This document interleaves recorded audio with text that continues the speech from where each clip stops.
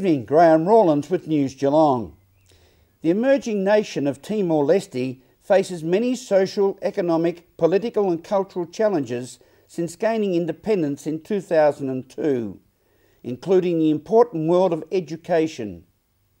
Refugees from Africa, now living new lives in Geelong, are sharing their stories of a new life here to help others with the transition, and they need your help.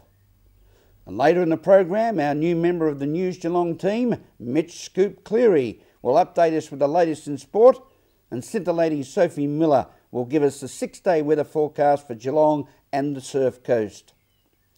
A group of Timor-Leste school teachers visited Geelong as part of the continuous development of delivering quality education programs back in their home country, as Meryl Friend reports. 7 principals and teachers from Vikeki came to Geelong for the Vikeki-Geelong Friendship Schools, and professional development was provided for a 3-week period. Francesco from the Ministry of Education in Timor-Leste, how are you finding the experience here? So the experience that we got from in this school, I think we only hear 3 important points that we want to take back to Timor-Leste.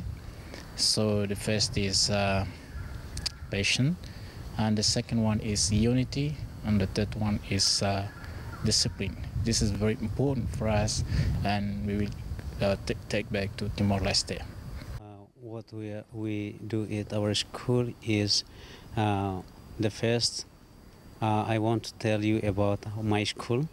My school is very simple, and all of the staff together, 13, one principal. So we under by the parish priest, under control by the parish priest. So our school is simple. The number of students 276 per person. We have 7 classes, and very different with Australia. As we know that East Timor as a newest country was got independence at the beginning of the 25th century. As a newest country, of course, we are facing various kinds of the challenges at the moment,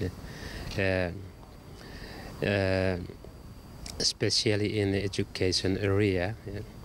So related to this case, the main objective of our trip to Australia in order to have a comparative study or to attend a professional development program in here.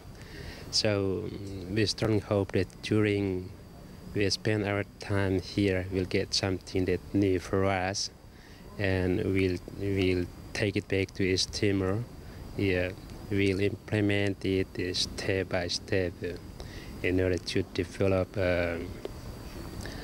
the whole programs especially in the education area. So that's what we hope. Well, overall, it's a very exciting program. It's quite unique, and there are just a few features I'd love to just mention. This is a wonderful work, and it requires leaders, and we have in Peter and Trish, amazing, generous people who this is all happening through 2 pretty amazing leaders. That's the first thing. The second thing about this project is it's a cooperation between 10 schools, and that I think is quite unique. You've got Catholic schools, independent schools and state schools all working together in a most cooperative sense to do something very special to a very near neighbour. And so I think that's a very special thing about it. The most overwhelming thing about this project is that here we have some wonderful schools in Geelong, and Geelong is well known for its education, and they're working with some schools that are really in desperate need of assistance and help, care and love, really. From Cardinia International College, Meryl Friend, News Geelong. Thank you, Meryl. When you can't breathe, nothing else matters. That's the strong message from the Australian Lung Foundation, being highlighted through Bowen Health, calling for Geelong residents being urged to show us your lungs for World COPD Day. Debbie Meaney has more. World COPD Day, and just finding out what that is and what it involves for patients that have it. I spoke with Mick Roberts, who is the ambassador, the lung ambassador, and the face of COPD. I also spoke with 2 of the nurses here at Bowen Health. I had COPD. I've had a double lung transplant, so I'm now COPD 3. But yeah, had it 5 years, lived with that, both me and my family. And yeah, just devastating, very cruel disease. And you suffer every day, every waking moment. I've missed out on 21st, you know, birthday parties, all that sort of thing.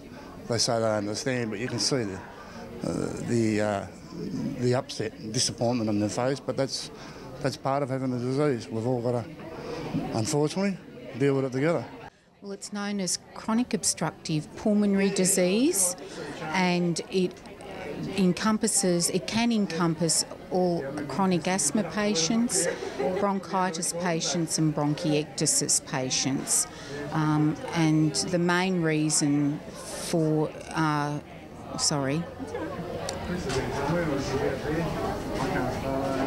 main cause of COPD is smoking. Well, it's a progressive disease, so it can gradually make people unable to do things around the home. They can't walk, they can become bedridden, they can't breathe. It's really quite a difficult thing to do. They may need oxygen, and it really just limits their life, basically. So what can they do if they feel they might have it?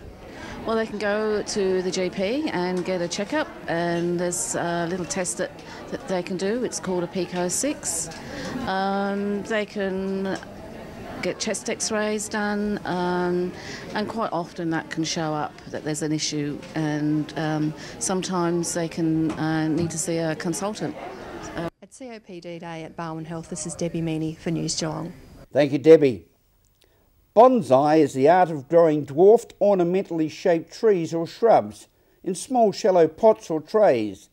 And recently, the Geelong Bonsai Show had a display of over 120 magnificent trees, as Meryl Friend reports.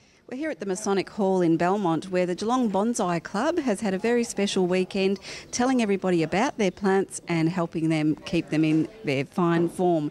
And I was very, very lucky to receive a little bonsai here from the club, and I'm hoping that I will be able to keep it alive. It's our annual exhibition, and it's been very well taken up by the public this year. It's really good. Now, there's some stunning plants here, and what was it that got you involved in the first place?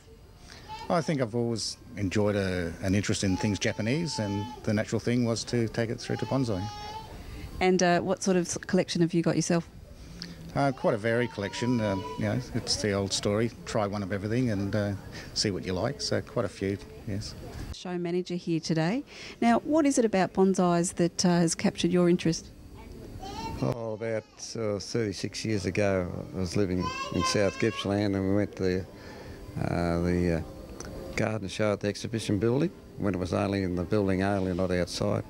And it was the first exhibition of bonsai ever shown in Melbourne at the time. And it took my interest, and the business I had was part news agency, and when I went back there was a new idea, special book put out on bonsai, which at this particular time turned out to be a lot of rubbish. Quite a good show, some lovely exhibits here, and one of the things that you do as somebody who's walking through having a look at some of the exhibits is you have to pick a favourite and put it into the drawer. That's a very hard thing to do here at this bonsai show. There's a lot of work gone into this. You can tell people have spent many, many years of their life investing in these bonsais, and I quite enjoy doing that. It's a very peaceful pastime, and picking the favourite here is going to be very hard indeed. Now, how long have you been interested in bonsai? Actually, since I was a child. My grandmother got me interested in it as a child, and I've sort of pursued it with what spare time I have ever since. So yeah, no, it's quite a good passion. I haven't always been the best at it. Killed quite a few trees, I have to say, along the way. But you know, like everything, you learn as you do. From the Bonsai Show, Meryl Friend, News Geelong. Thank you, Meryl. This is News Geelong on this Friday evening as we go to a break and return with more news after this.